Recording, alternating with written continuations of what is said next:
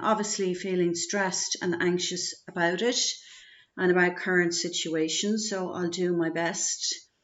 As I mentioned in my previous video, basically our brains are excellent risk detectors.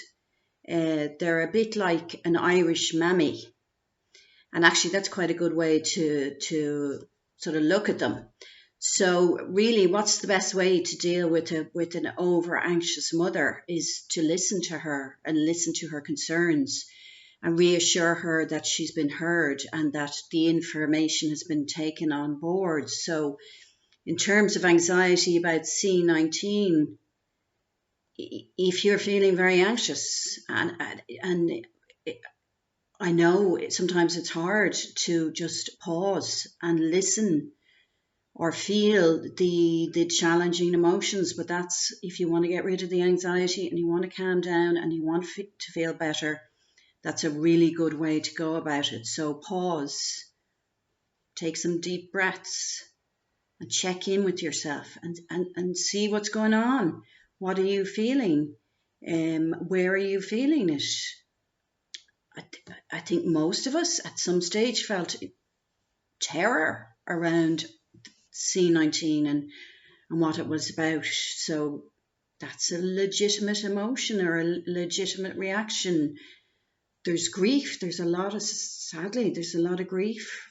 People are experiencing a lot of grief in terms of losing people and in terms of just how life has changed. But ideally, we need to keep in mind that this is not forever, that this situation will pass and things will get better. I'm not saying they're going to go back to normal, but they will ease. The situation will ease. Most people have felt sadness or are feeling sadness. And I would say all of us in some way are feeling some kind of loneliness. It might be loneliness for specific people that we love, that we can't see, or just people in general, or stuff that we took for granted, being able to sit and have a cup of tea in a cafe and just nod at people and have little chats, have that incidental random socializing that we're all missing, or chats with neighbors or all of that. So the thing is with emotions and feelings, they actually have a very short life. They only hang around if we don't listen to them and don't acknowledge them. So if you actually allow yourself to pay attention to your emotions and feelings and hear them and experience them, and then work out what you're going to do. If you're not feeling great, what can you do to put yourself in better form?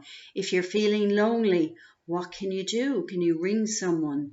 Can you email someone? Can you reach out to someone on social media? Social media is not all bad. Technology is not all bad.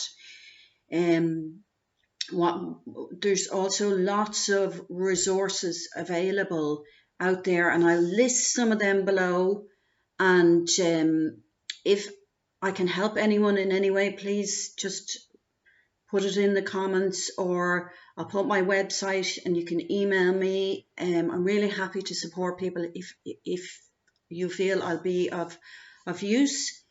But in terms of the anxiety, they did an experiment where they took the fear center, the amygdala, out of the terrible experiment, out of the brains of monkeys and left them out in the wild. Those monkeys died within 48 hours because they took stupid risks. So like anxiety, fear is actually a gift in a way, but most of us would like to turn the volume down on it, So the angst is keeping us, please God, in the main alive and well, but it's in terms of turning down the volume, making the best of the situation, seeing the gifts or the opportunities in this crisis. And I don't mean that in any disrespectful way to anyone who have experienced loss. And the thing to bear in mind is that if you're following the guidelines and you're doing what's recommended and you're minding yourself, you should be fine. So just reassure yourself of that. Then all of us are suffering with